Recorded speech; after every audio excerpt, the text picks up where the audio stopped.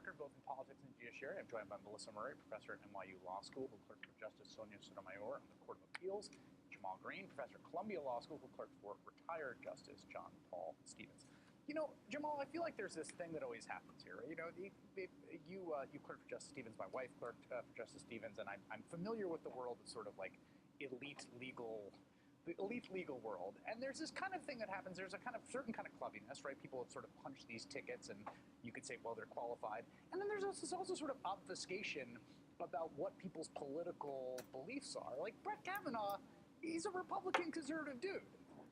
Brett Kavanaugh is about as reliably Republican conservative as anyone you could pick for the Supreme Court. I mean, he's been a foot soldier for the Republican Party for many, many years, and not just kind of random conservative, but at the right hand of the president for years and years and years. So there's no doubt about his ideology or about his political views. He's qualified for the Supreme Court. He's a smart guy. He's written interesting opinions. He's savvy, right.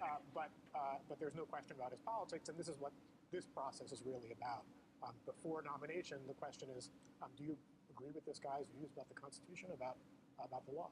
Yeah, Melissa, you've written about abortion quite a bit in your scholarship, and it's something that people are talking a lot about. What do you say to those who say, oh, progressives are always saying Roe is imperiled and it's always in danger, and that's ridiculous? Would you hear from people who also turn around and say, like, Roe is bad and we should overturn it?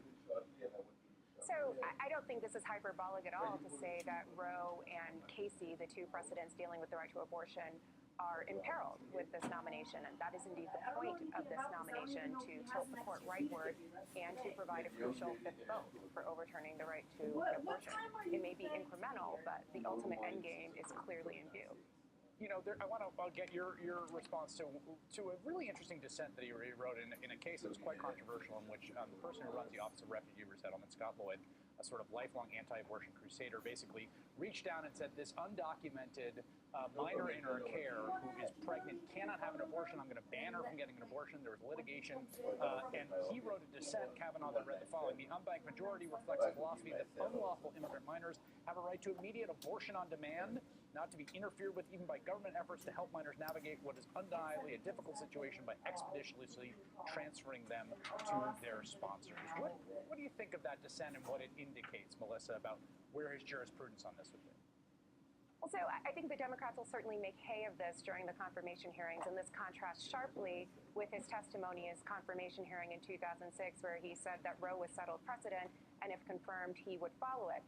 To be clear, in this dissent, he doesn't dispute that there is a right to an abortion, but again, he is skeptical of the idea that there might be access to abortion on demand, and he does say that the state retains an interest in facilitating not having an abortion, and certainly in the potentiality of fetal life. And there's the abortion on demand language, which sounds to me a little like an audition for this job. It's a very sort of loaded phrase. There's also the fact that I think what's a hard thing to communicate to people is, people think about, liberals I think about the Warren Court, they think about Obergefell, they think about ways in which the court stepped in to help folks as a kind of counter-majoritarian protector of the civil rights. The court has, for the duration of the Republic, often been a deeply reactionary institution, and it seems to me like we're on the precipice of it being that solidly right now, like at this moment. Well, not just at the precipice, we've already been there for a while. And Justice Kennedy has been kind of celebrated by some on the left for occasionally being not a kind of down-the-line conservative Republican lawyer, but he usually has been.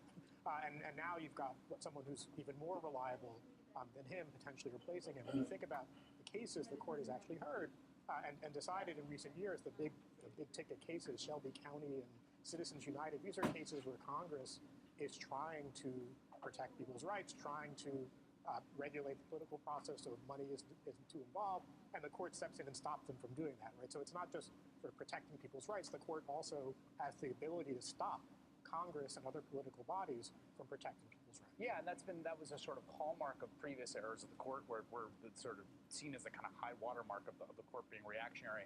Melissa, where do you see this fight centering as we head towards the hearing? Well, I think the big questions for the Democrats will certainly be his position on executive power, the question of a sitting president being subject to criminal investigation or civil suit will certainly loom large, his skepticism of agency authority, I think, will loom large, and of course the abortion question. Yeah, the abortion question I think is going to play a very central role. Melissa Murray and Jamal Green, it's great to have you.